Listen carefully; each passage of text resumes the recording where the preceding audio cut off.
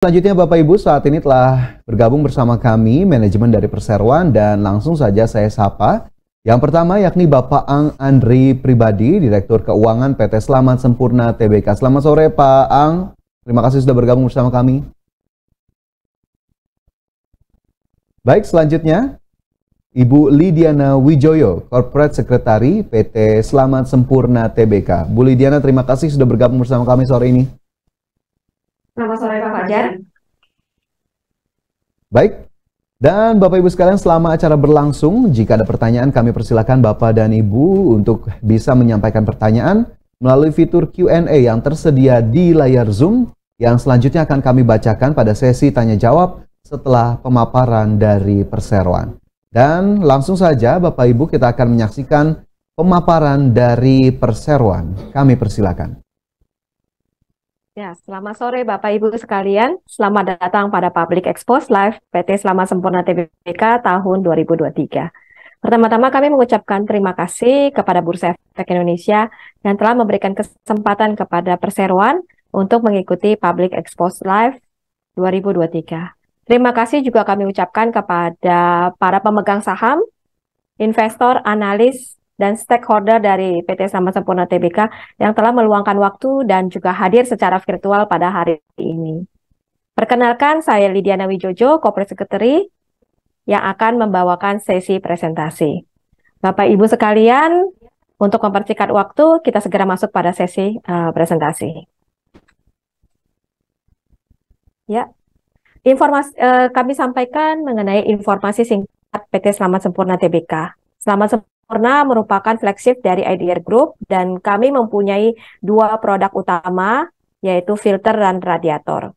Produk filter dan radiator ini juga telah diekspor ke lebih dari 125 negara dan mereknya telah juga didaftarkan di lebih dari 130 negara. Kemudian sekitar hampir 90% dari pendapatan Perseroan difokuskan pada aftermarket. Berikutnya, ini adalah komposisi pemegang saham Perseroan per 31 Oktober 2023. Kita lihat untuk mayoritas pemegang saham adalah PT Adrindo Inti Perkasa dengan kepemilikan 50,54%. Berikutnya, Perseroan memiliki fasilitas produksi di Indonesia dan di Malaysia. Untuk Indonesia sendiri, kami mempunyai dua kampus, satu di Tangerang dan satu lagi di Kapuk dengan kapasitas di 96 juta untuk filter dan hampir 2 juta pieces untuk radiator. Berikutnya. Ya, berikutnya ini adalah produk utama Perseroan. Untuk Sakura adalah merek untuk filter dan ADR radiator merupakan brand untuk radiator. Kemudian kita mempunyai juga range produk yang cukup lengkap. Kita mempunyai total hampir 7.000 part number, baik untuk otomotif maupun sampai dengan alat berat. Berikutnya. Nah, kita juga punya nih untuk mulai dari otomotif, heavy equipment, marine sampai industrial dengan berbagai aplikasi baik untuk aplikasi Jepang, Eropa maupun Amerika. Berikutnya. Ini salah satu contoh produk kami di thermal system atau yang tadi saya mention adalah radiator. Berikutnya, ini adalah filtration product. Yang tadi kita sampaikan cukup lengkap produknya dengan hampir 6.000 SKU untuk filter sendiri. Berikutnya, ini juga masih tampilan apa saja produk-produk filter yang diproduksi oleh Perseroan secara tipe, mulai dari oil filter, air filter, dan masih banyak lagi. Berikutnya. Kalau tadi kita sempat mention mengenai heavy equipment, nah ini adalah range atau sub range dari heavy equipment yang juga disupport oleh Selamat Sempurna. Berikutnya, selain produk filter dan radiator, Selamat Sempurna melalui subsidiarinya yaitu PT Hidraxel Perkasa juga memiliki produk lain yang cukup baik juga, yaitu dam hoist. Berikutnya.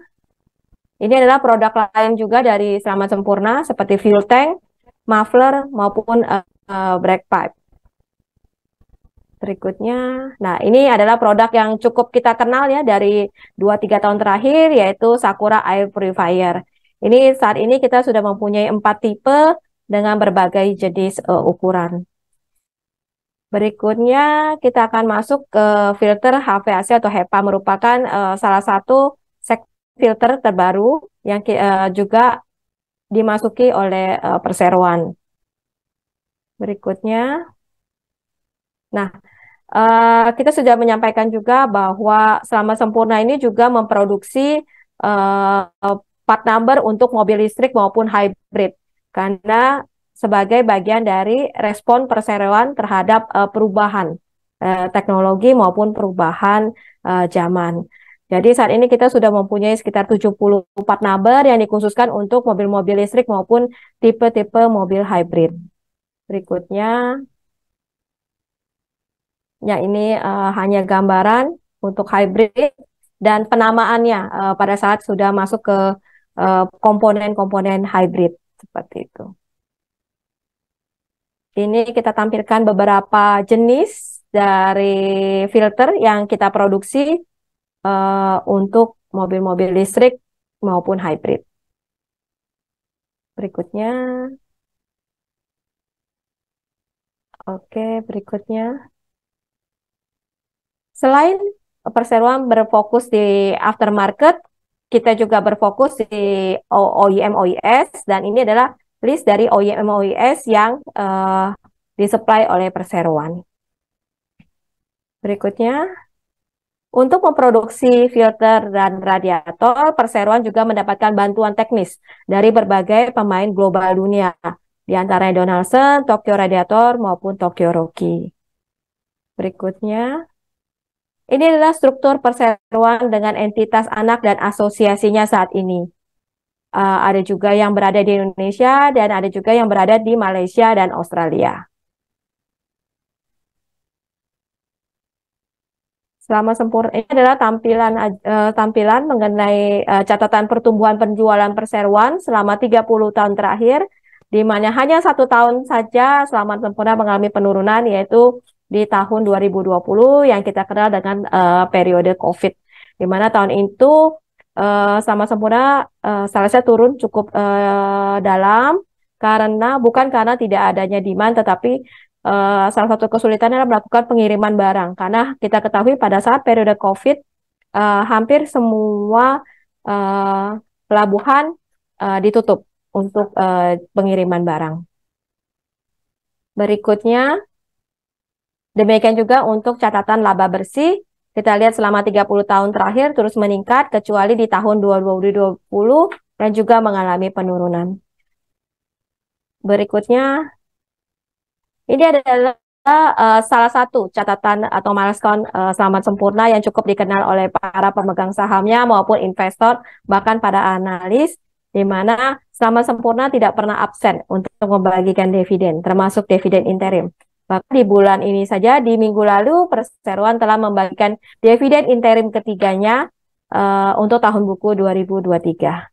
Jadi kalau Bapak Ibu secara historical, Bapak Ibu akan lihat bahwa dalam 1 tahun itu perseroan membagikan 4 kali dividen, atau biasa kita sebut quarterly dividen. Berikutnya, kita sampaikan ringkasan mengenai kinerja 9 bulan untuk 2023. Untuk sales meningkat 3%, kemudian untuk laba mengalami peningkatan 8,72%. Berikutnya, nah ini adalah catatan dari istisar keuangan komparatif. Kita lihat kalau kita bandingkan dengan secara Q2Q, masih melalui perbaikan atau peningkatan yang cukup baik dibandingkan Q sebelumnya, periode yang sama sebelumnya. Berikutnya, ini adalah rasio keuangan perseroan. Seperti yang kita lihat, walaupun penjualan perseroan hanya meningkat 3%, namun perseroan masih bisa mempertahankan dengan cukup baik untuk margin laba bruto, margin laba usaha, maupun margin laba bersihnya. Bahkan kita lihat meningkat dibandingkan dengan periode full year di tahun 2022. Berikutnya, ini adalah kontribusi penjualan perseroan. Kita lihat secara proporsi masih dikontribusi oleh penjualan luar negeri besar 60% dan dalam negeri sebesar 40%. Kemudian juga ada filter produk, radiator maupun karoseri seperti itu. Berikutnya, ini adalah penjualan berdasarkan geografis atau berdasarkan benua. Kita lihat untuk hampir semua benua masih mencatatkan peningkatan kecuali benua Amerika.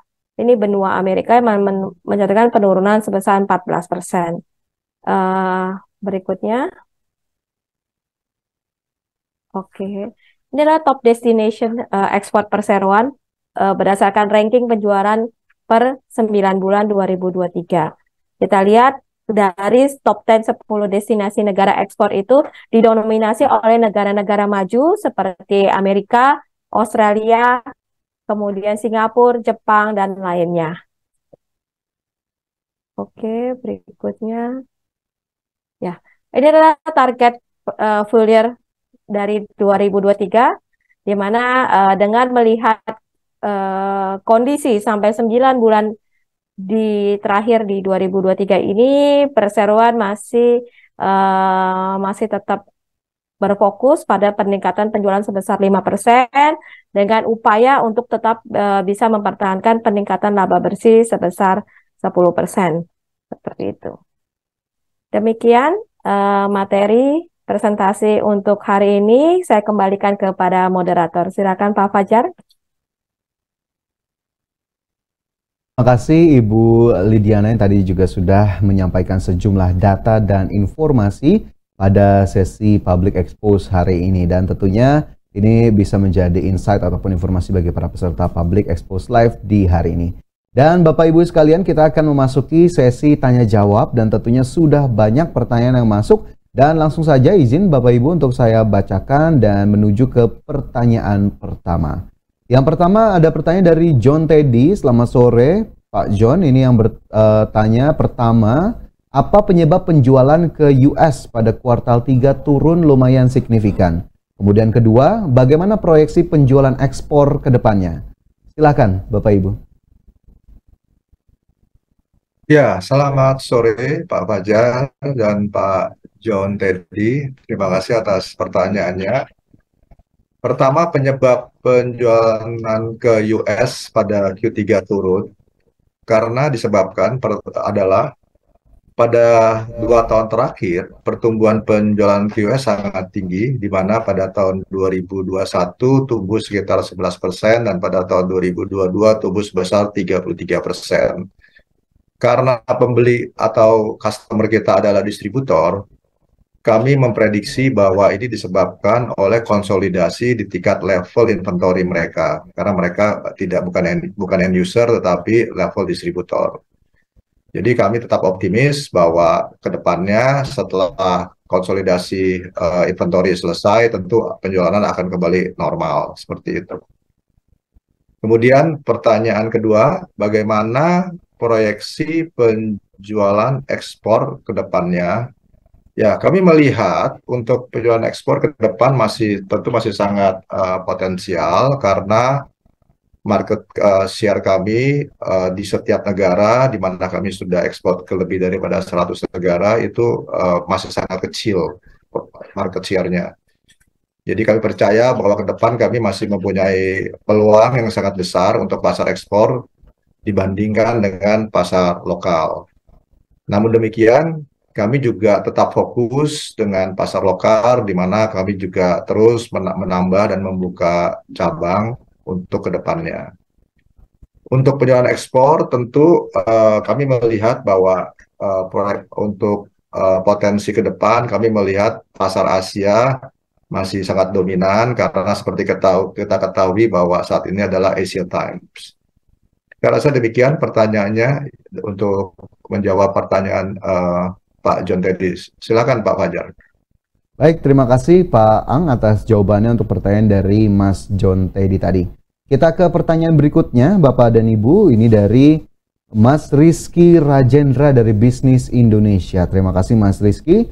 Ada 3 pertanyaan Bapak Ibu. Izin yang pertama, pendapatan SMSM per kuartal 3 ditopang dari ekspor komponen. Bagaimana upaya perseroan memperkuat penjualan domestik? Kemudian yang kedua, berapa serapan CAPEX per kuartal 3 2023? Lalu berapa anggaran CAPEX untuk 2024? Dan untuk apa saja? Apakah perseroan berencana ekspansi pabrik? Kemudian lanjut yang ketiga Bapak Ibu, ini adalah terkait dividen. Perseroan rutin membagikan dividen. Bagaimana potensi pembagian dividen final pada tahun depan? Berapa dividen payout ratio yang direncanakan dan kapan akan dibagikan? Silakan Bapak Ibu. Baik, terima kasih pertanyaan dari Pak Rizky Rajendra, Bisnis Indonesia. Pertama, mengenai pendapatan SMSM per kuartal 3 ditopang oleh ekspor komponen dan bagaimana dengan penjualan domestik. Melihat dari data, Pak, kebetulan pada Q3 penjualan domestik itu tumbuh sangat pesat, kurang lebih tumbuh 13%. Sedangkan untuk ekspor relatif flat atau bahkan sedikit cenderung menurun.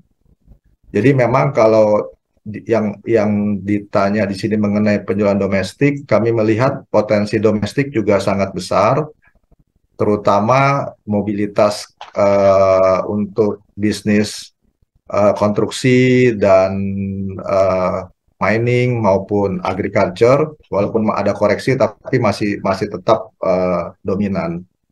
Jadi kedepannya kami percaya pasar domestik masih sangat baik, walaupun tidak sebesar pasar ekspor.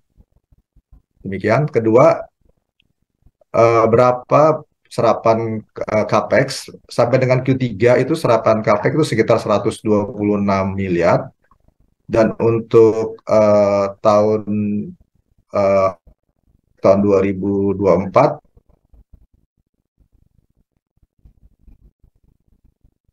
Ya, 40 miliar rupiah, dan digunakan tentu untuk pertama adalah untuk perbaikan line balancing dalam lini produksi, kemudian juga dengan perlunya otomatisasi. Dan untuk mengenai rencana untuk ekspansi pabrik, saat ini kami belum melihat ada keperluan, karena saat ini utilisasi perseroan masih cukup rendah, di mana sekitar antara 50-60%. Kemudian yang ketiga mengenai dividen, seperti kita ketahui perusahaan perseroan sangat unik mengenai dividen, di mana kami mempunyai 3 komitmen. Pertama, tentu pembayaran dividen untuk dividen payout akan lebih tinggi dari minimum 45% maksud kami.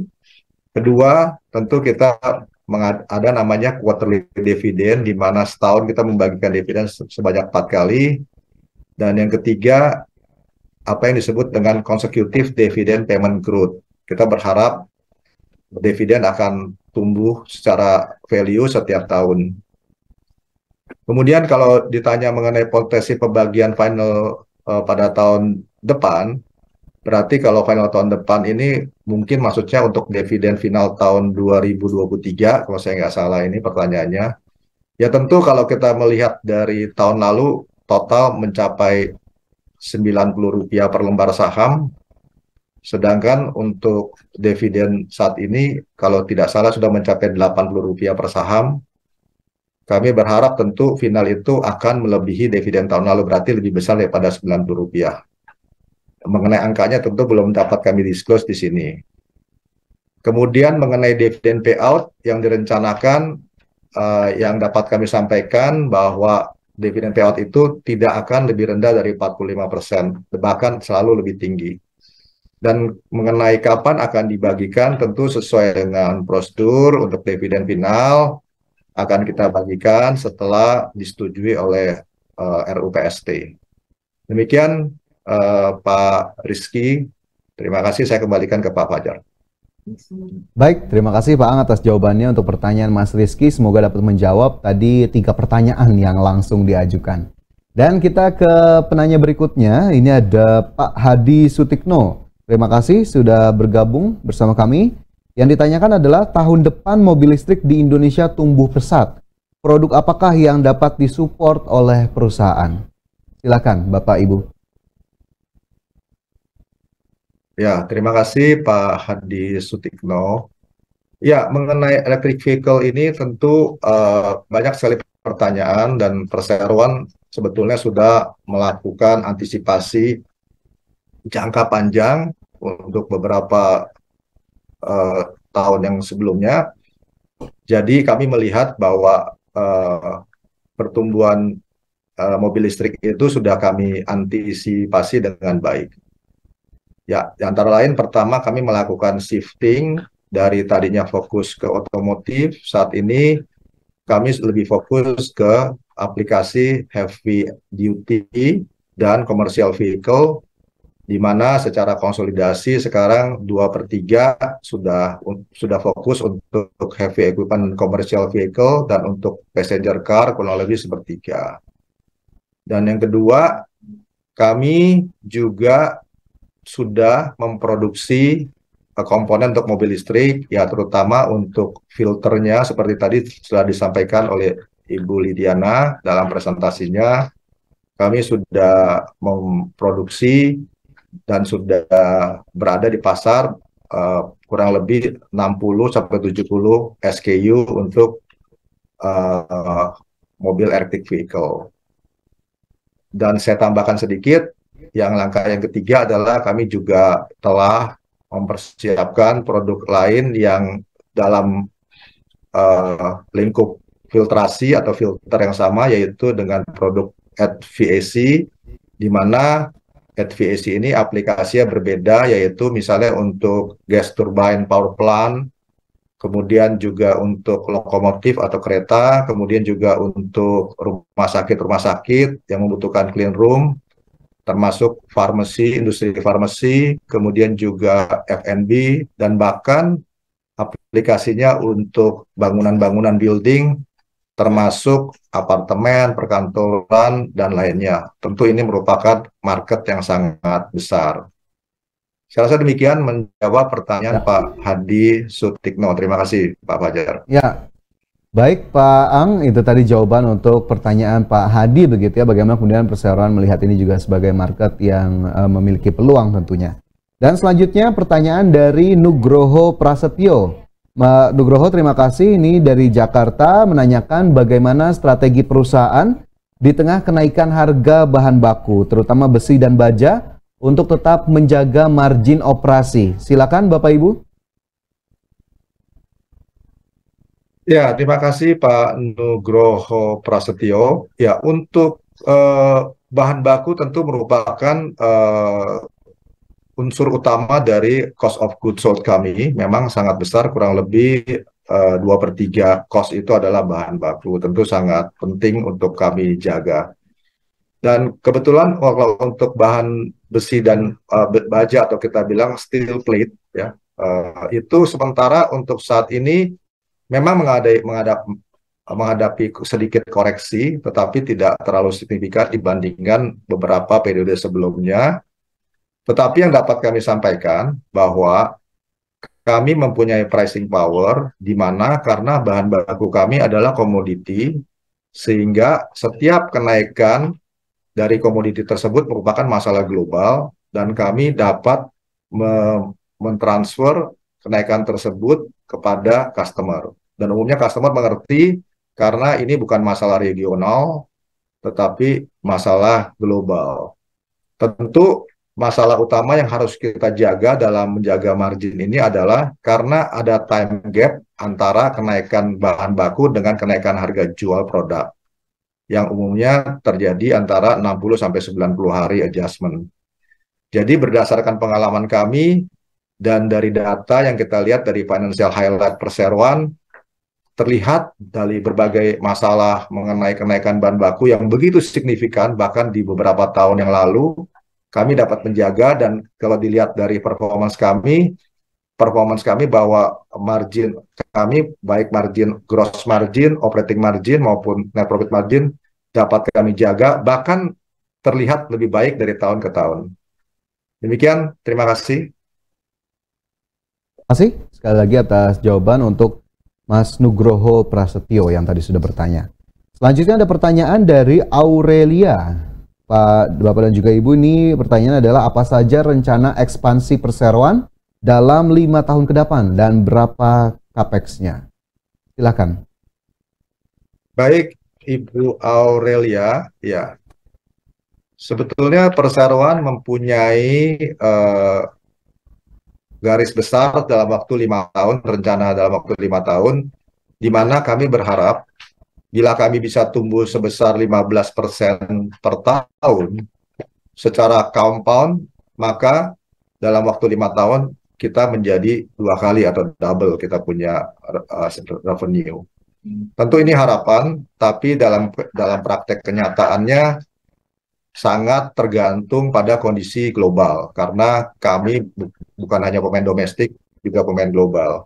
Ya dapat dilihat dalam beberapa tahun terakhir, di mana kita lihat di tahun 2020 penjualan turun, memang karena COVID turun 18%, tapi setelah itu recovery pada tahun 2021 tumbuh 29%, dan pada tahun 2022 tumbuh sebesar 18%. Jadi di atas ekspektasi 15%. Tetapi memang seperti tahun ini, kami juga berharap tidak bisa tumbuh seperti yang kami harapkan 15% karena ada konsolidasi, kami berharap tumbuh sekitar 5%. Seperti itu, jadi kami berharap dengan fluktuasi yang ada, tapi pada akhirnya kami berharap kami bisa mencapai rencana 5 tahun kami bahwa kami akan tumbuh double setiap 5 tahun. Kemudian untuk berapa capex? Capex kurang lebih sekitar 150 miliar per tahun, yang tentu akan bisa berubah tergantung kedepannya rencana kami terkait juga dengan otomatisasi dan robotik ke depannya. Demikian, terima kasih. Baik, terima kasih atas jawabannya Pak Ang, dan ini kita ke pertanyaan berikutnya. Masih ada waktu, tapi ini karena banyak sekali pertanyaannya Pak Ang, mohon izin. Ini dari Axel Investor Retail. Kepada moderator dan Pak Ang, mohon izin bertanya, ini disebutkan oleh Mas Axel, jika tren penurunan harga komoditi seperti batu bara atau kelapa sawit terus berlanjut, berpotensi menurunkan running hours heavy duty, apakah kondisi tersebut berdampak signifikan kepada SMSM? Kemudian yang kedua, berapa persen kontribusi segmen HVAC? Apakah ke depan bisa menjadi growth driver perseroan? Mengingat jalur distribusi yang berbeda dengan existing produk SMSM. Apakah ada kesulitan? Kemudian yang ketiga, apakah ada update untuk M&A? Apakah hanya fokus mengincar perusahaan distribusi atau terbuka untuk bisnis model yang lain? Persilakan Pak. Baik, pertama mengenai tren penurunan harga komoditi seperti batu bara dan kelapa sawit, ya tentu kami melihat juga ini suatu tantangan, tapi mengingat pasar kami yang sangat luas, baik domestik maupun global, biasanya masalah di satu area akan dikompensasi dengan area yang lain. Dan kami lihat sampai dengan saat ini, walaupun kita ketahui bahwa batu bara dan kelapa sawit mengalami koreksi, pasar domestik kami masih tumbuh sampai dengan Q3 tahun 2023 ini masih tumbuh sekitar 13%.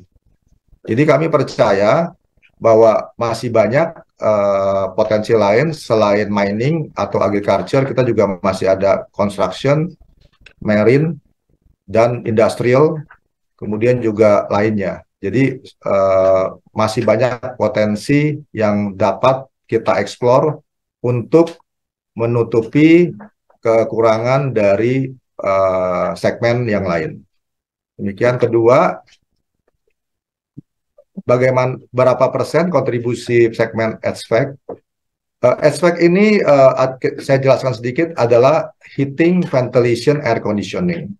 Yang tadi kami sampaikan bahwa HVAC ini aplikasinya banyak untuk gas turbine power plant, untuk lokomotif atau kereta api, kemudian juga untuk rumah sakit yang memerlukan clean room, termasuk farmasi, termasuk juga F&B, dan juga bahkan untuk aplikasi gedung-gedung seperti perkantoran, apartemen, dan lain-lain. Saat ini terus tentu masih kecil, masih di bawah 0,1% expect karena juga belum lama kami masih mempelajari distribution channel karena distribution channel berbeda, tapi kami melihat bahwa potensi ini sangat besar dan kedepannya memang bisa menjadi growth driver bagi perseroan. Dan untuk hal ini tersebut juga berkaitan dengan rencana pertanyaan nomor 3, kami juga mempunyai rencana untuk melakukan M&A untuk distribusi HVAC ini untuk mempercepat pertumbuhan penjualan HVAC. Tentu untuk M&A, saya tambahkan sedikit, kami tidak akan melakukan M&A yang tidak sesuai dengan bisnis kami, di mana M&A kami adalah vertical integrated M&A dengan tujuan yang sangat baik, di mana kami berharap bisa meningkatkan top line atau sales, baik ataupun bottom line perseroan. Sehingga kami akan melakukan secara selektif dan tidak akan melakukan akuisisi atau M&A untuk perusahaan-perusahaan di luar dari bisnis kami saat ini. Demikian, terima kasih.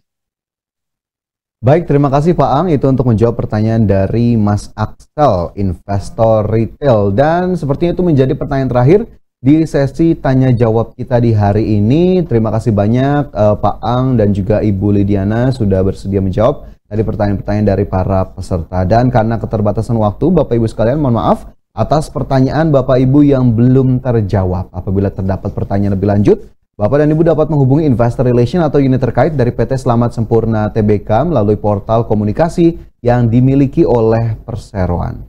Baik, Bapak dan Ibu peserta Public Expose Live, sebelum kami tutup, kami persilakan kepada Bapak Ang Andri Pribadi, Direktur Keuangan PT Selamat Sempurna Tbk untuk memberikan closing statement yang akan disampaikan kepada publik. Kami persilakan. Ya, terima kasih kepada IDX dan para investor ataupun investor perseroan. Aku investor saham, maju terus pasar modal Indonesia.